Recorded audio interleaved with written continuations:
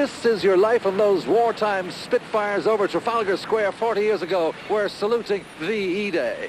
Today, at this very moment, in fact, a man who made Spitfire history, a man unique among heroes, top Allied fighter pilot of the war, is back at Trafalgar Square, this time on the ground for an anniversary photograph. And let's just see if one of our rooftop cameras can spot him now, because we've got to find him pretty quickly.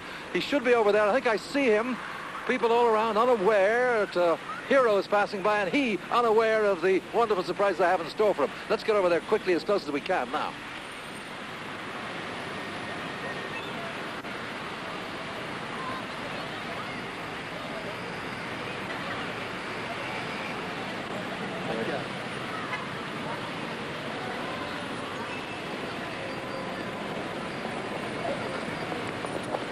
Hey, Johnny.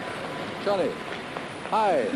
We'd like to celebrate VE Day by saying, Air Vice Marshal Johnny Johnson, Spitfire ace, tonight, this is your life. On again. On again. Not really. We got some marvelous surprises for you.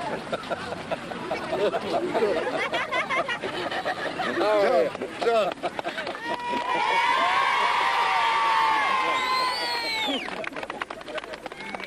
All right, we'll whisk you off to the theater.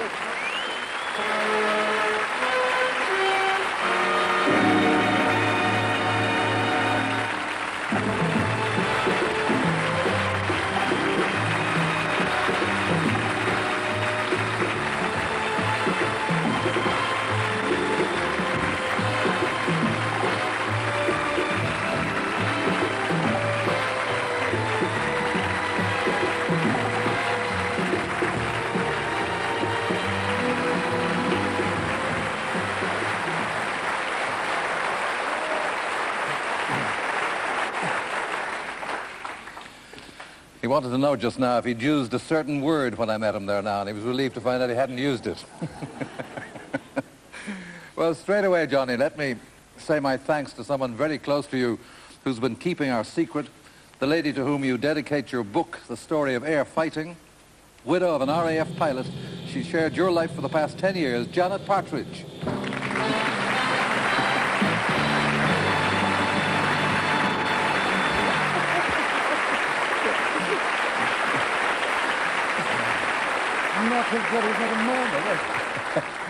He's told me some of the whoppers you've been telling him. And Janet, where did Johnny think you were tonight? He thought I was going up to Knightsbridge to spend his money with my daughter and then pick him up to the RAF club to take him home.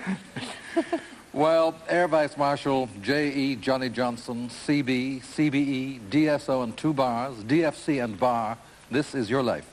And those decorations for gallantry were won by risking your life. And the Spitfires of the RAF were in deadly combat with the Messerschmitt 109s of the Luftwaffe.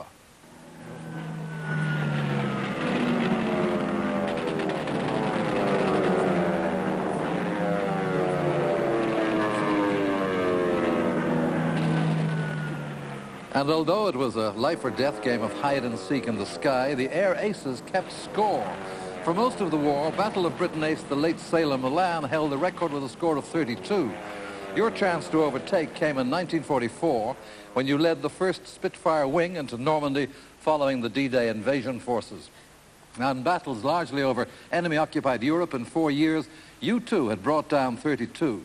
You were flying on a sortie over Normandy with your squadron on the last day of June. Then we got a radio message. Spitfire is having a rough time 6 miles away. Could we lend a hand? With you that day over Normandy, an American who joined the RAF and flew with you for 2 years, from Florida tonight, your old pal, squadron leader Danny Brown.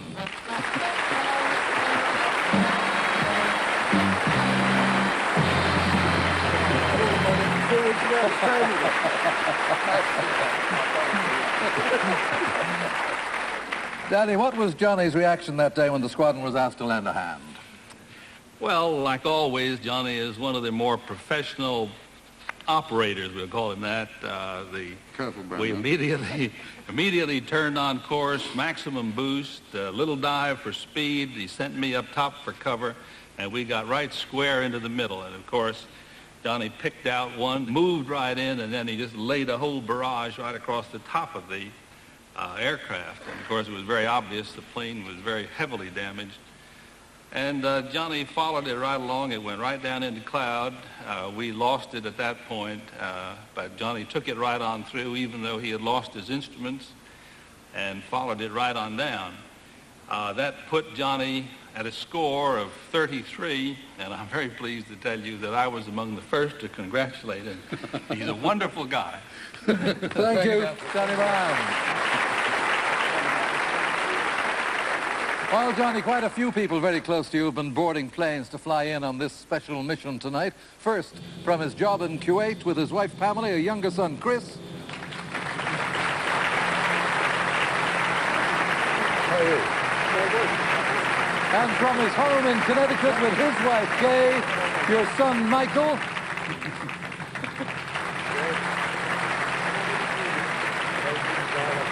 And also here, Janet's daughters, Fiona and Emma.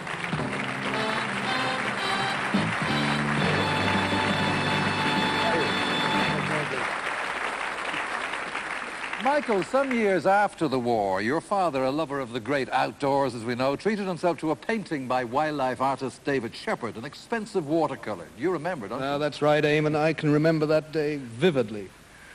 Father hung the painting in the living room, and later that night, Chris and I had a teenage party, and somewhere along the line, Coca-Cola got spilled all over the painting, and it really soaked the thing up, and then the party ended, and we took the painting down. We knew it was the real thing. It took us forever to mop the stuff up. And if you'll forgive me, when Father got home, he was spitting fire. Chris, your father wasn't too pleased with you either over, I think it was a cowboy Stetson he'd been presented with in Canada. That's right. We were always borrowing his clothing without his permission. And on this occasion, I had liberated this Stetson without his knowledge.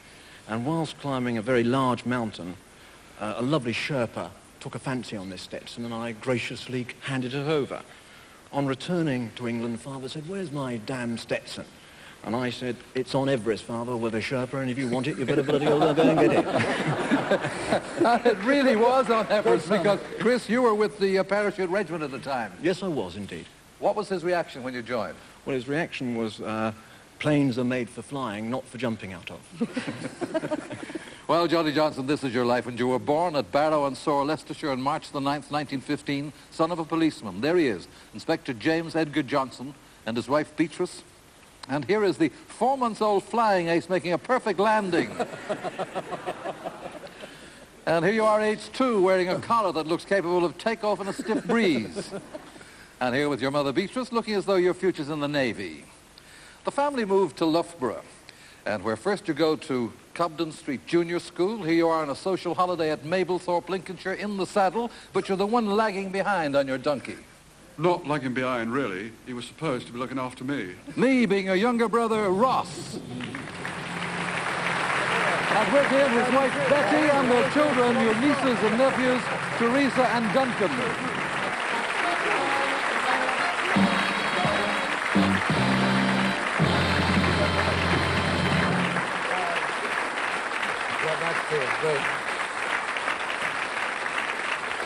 So Ross, Daredevil Johnny, didn't get a chance to put his donkey into a gallop. Well, Eamon, in those days, he really had to behave himself. It must have been awfully difficult for him because he was absolutely obsessed with speed. And I remember that he joined the Melton Mowbray Sports Car Club, and they had their meetings at the weekend and this sort of thing. And unless he took the old man's car without the old man knowing, he was the only member that hadn't got a car. In fact, Johnny, with your father at that time struggling up through the ranks in the police force, your Uncle Charles, a well-to-do rubber planter in Malaya, who always stayed with you when visiting England, came to the rescue and helped your father to pay the fees when you became a weekday boarder at Loughborough Grammar School. Now, he was a hero of the First World War, winning the MC in 2 bars, and of course, during those family visits, he became a great hero of yours. For the last 14 years, he's lived in Waslanga Rocks in South Africa, where he's just celebrated his 100th birthday. And if you look at that screen, here he is, reading his own personal message to you, your Uncle Charles, Colonel Charles Russell. Hello, young Johnny. Marvelous not only to be able to talk to you But to be before you from all this distance, I'd much rather to be with you, of course, but I'm afraid it is not possible to travel these distances. Still, I am delighted to be able to take part in this special VE Day tribute to you, dear Johnny. I hope you are not only flying, but walking on air tonight. A remarkable 100 years old. Thank you, Colonel Charles Russell.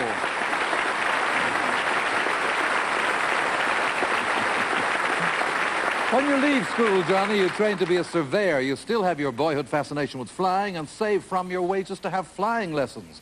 And as war clouds loom in 1938, you tried to get into the Auxiliary Air Force. Turned down, you joined the Leicestershire Yeomanry Cavalry as a part-time soldier. But you couldn't keep away from planes. That's right. Your idea of a day out was a trip to the aerodrome to see the new fighters. He was a farmer who joined the Leicestershire Yeomanry with you more than 40 years ago, Dick Black.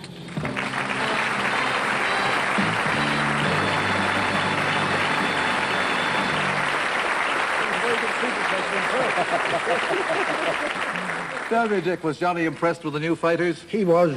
We were at camp at Burley Park, Stamford, and we went down the road to see the new Hawker Hurricanes, and Johnny said, if I've got to fight Hitler, he said, I'd sooner fight him in one of these than on a bloody horse.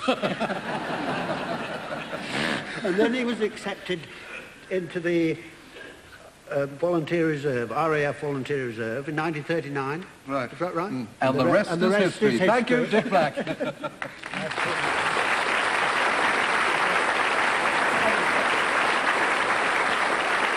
At the outbreak of war, with the Battle of Britain raging, the training of young pilots was fast and furious. And on one of your first postings at Cultashall in Norfolk in 1940, you meet up with someone who is to become very much a hero of yours, of course, the late and legendary Sir Douglas Bader. How proud you were later to fly into battle with him from Tangmere with 616 Squadron as his protective wingman. A sort of mid-air minder covering him from sudden attack. Now, someone else you met there had just returned to 616 Squadron after being shot down and wounded himself. Little did we know then, Johnny, that you would become one of the absolutely outstanding fighter leaders of World War II, Allied or enemy. Yes, sir. You risked your lives together, became wing leaders together, and lifelong friends to Group Captain Hugh Dundas.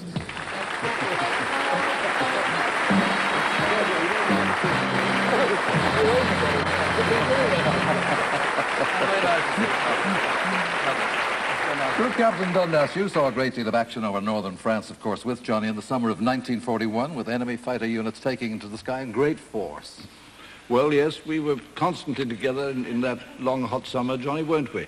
And on the ground as well as in the air, and we had our moments in both elements, as a matter of fact. Well, I referred to Bosham. But on a serious note, I must say this, that at a very early stage, Johnny indicated and showed us all quite clearly that he had very great courage. Now, courage, of course, wasn't unique, but it was always remarkable. But the other thing which he had, two other things which he had, one was that he used to hit the things that he shot at. And that was rather important because most of us didn't. But thirdly, and this was the most important thing of all, even in those early days, Johnny showed that he'd got in his personality that terrific gift which, when he became a leader, enabled him to lift up the spirits of the people who flew with him and make him do their best. I think he'd agree with me that we both were set a great example by Douglas Bader, but nobody followed that example better than Johnny Johnson. Thank you, Group Captain Hugh Dundas.